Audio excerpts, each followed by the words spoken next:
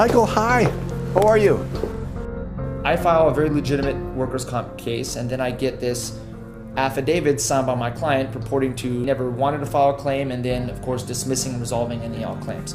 So whenever I see this, because of my experience, I instantly know that what really happened here is the employer went to my client and, paid him off. Well, I got hurt on the job and injured my knee. I was diagnosed with a torn meniscus and ACL and said, you need to go see your primary doctor because you're going to need surgery. At first, he offered me $300, said, hi, this will help you out.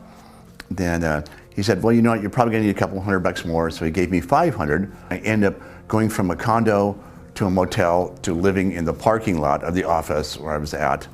And they were nice enough to give me a bathroom key, so if I needed to go to the bathroom in the middle of the night, I could go there.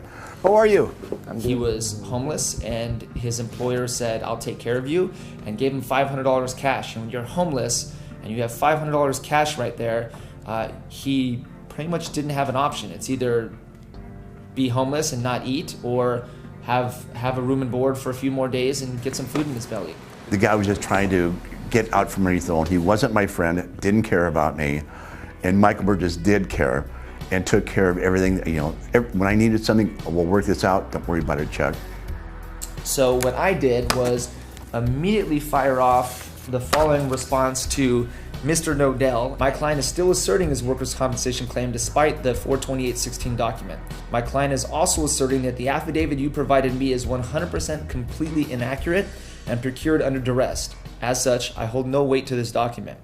His case now is partial settlement over 6 figures, including lifetime future medical for all of his body parts that are injured. He's going to be taken care of, and I just want to make sure that the viewers out there know workers' comp fraud, very rarely done by injured workers.